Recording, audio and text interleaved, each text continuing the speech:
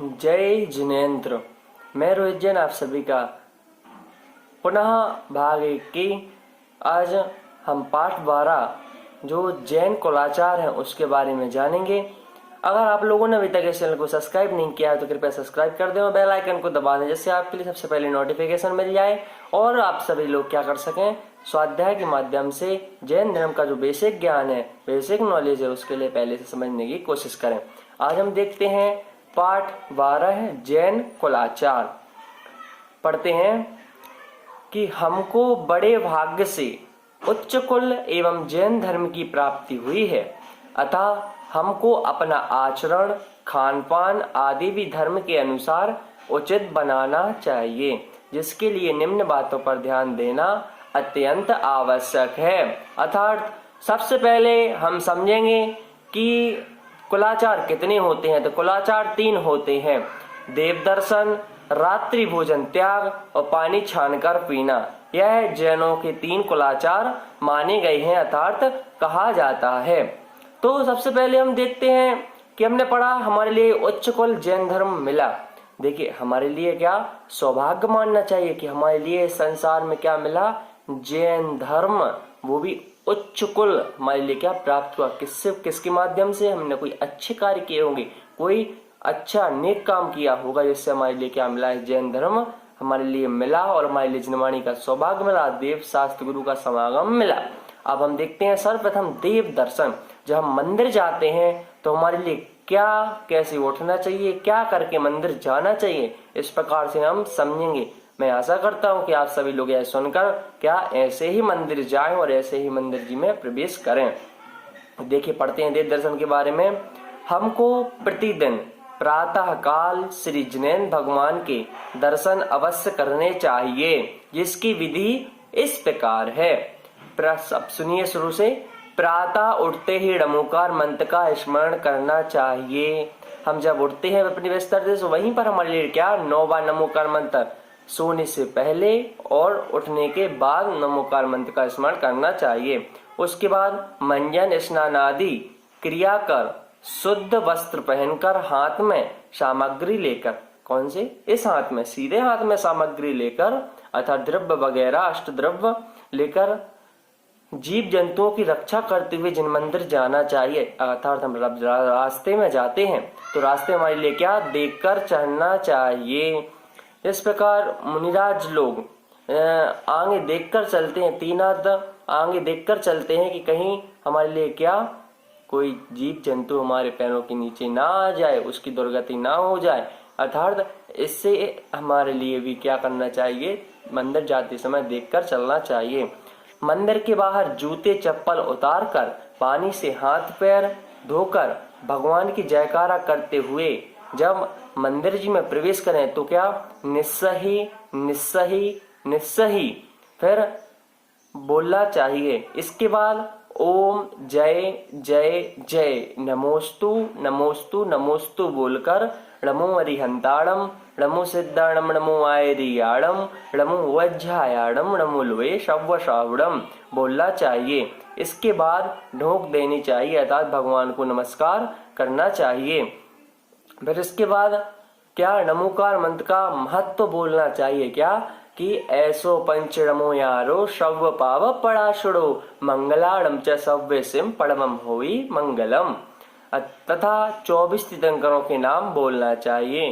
किस प्रकार से? हमने पढ़ा था पाठ 2 में। ऋषभ अजय संभव अभिनंदन सुमद्रनाथ, ऋषभ अजय संभव अभिनंदन सुमद्रनाथ पदम प्रभु सुपाजनाथ चंदा प्रभु पशुधन शीतलनाथ श्यामलाल बांसपुर विमला दंतनाथ धर्मनाथ शांतिनाथ कुंतनाथ अजयनाथ मल्लीनाथ मुनिशोभेद नमीनाथ नैमीनाथ पार्शनाथ और वर्धमान जी।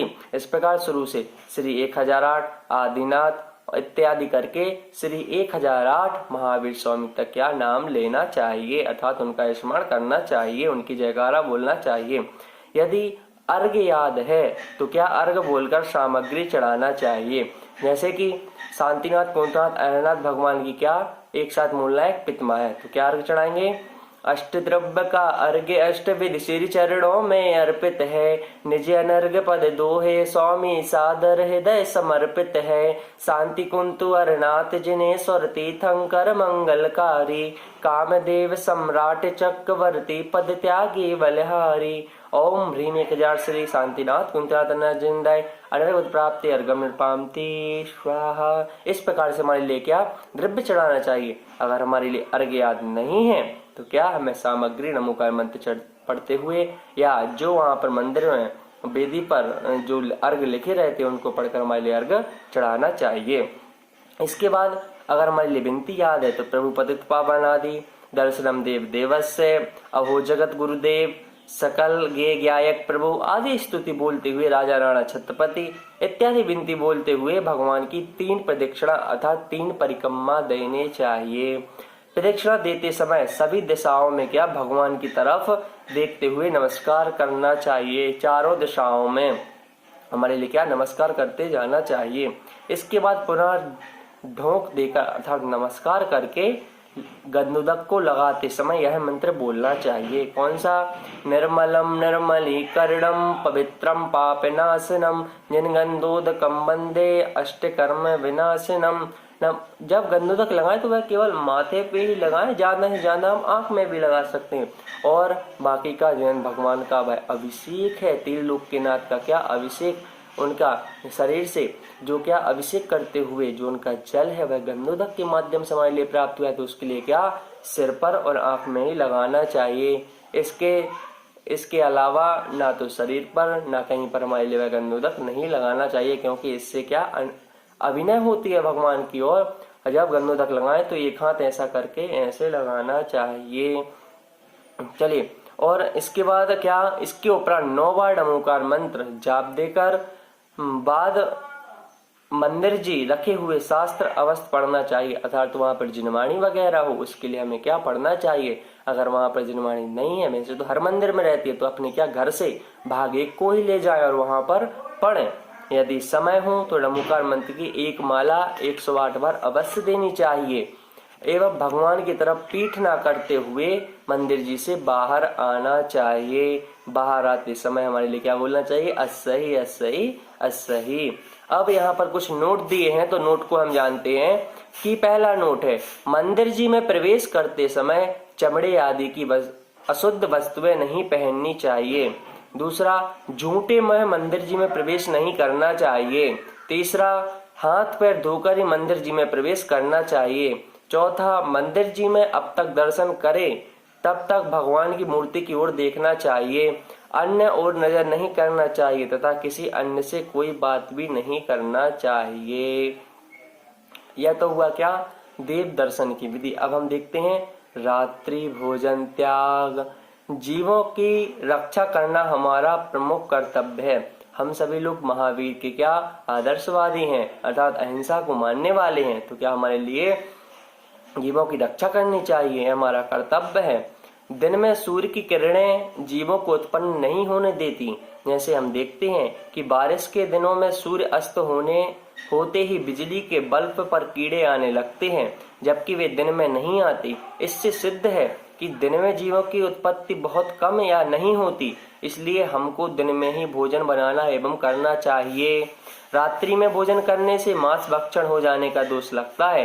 रात्रि में भोजन करके सो जाने पर पाचन क्रिया खराब होती है, जिससे कई प्रकार के रोग उत्पन्न हो जाते हैं। रात्रि में भोजन करते समय सूर्य की अल्ट्रावायलेट किरणों का अभाव रहता है और हमें पूर्ण रूप से विटामिन डी नहीं मिल पाता है, अतः भोजन दिन में ही करना चाहिए।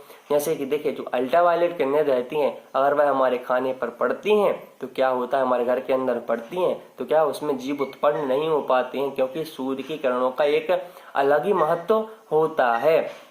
हम रात में खाना बनाते हैं, जैसे कि हमने देखा कि बल्ब जलते ही रात में क्या कीड़े आदि आने लगते हैं, मकोड़ा आदि आने लगते हैं, तो वह क्या, क्योंकि कीड़े इतने छोटे होते हैं, जीरे के दाने के सरदाई के दाने की तरह, कि वह उस खाने में भी गिर जाए तो हमारे लिए क्या अनुभव नहीं होगा, लेकिन हमारे लिए उस मांस का भक्षण लगता है। इसलिए रात्रि में भोजन नहीं करना चाहिए, इससे हमारी क्या गति खराब अर्थात खराब गति का बंध होता है। अब आगे देखते हैं तीसरा फलाचार, पानी छानकर पीना।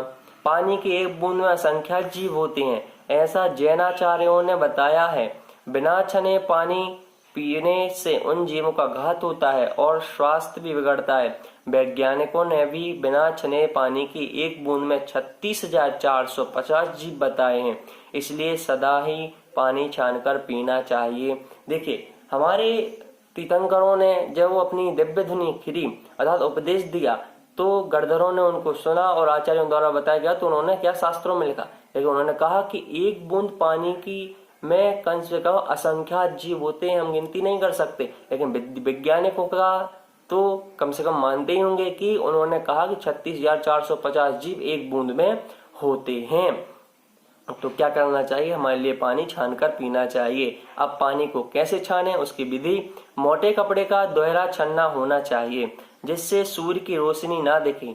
छना हुआ पानी 48 मिनट तक 10 जीव रहित होता है, तदुपरांत उसमें 30 जीव उत्पन्न हो जाते हैं, अतः उसे फिर से छानना चाहिए। देखिए, कपड़ा ऐसा लें कि उसको डबल करें और ऐसा करके सूर्य की तरफ देखें।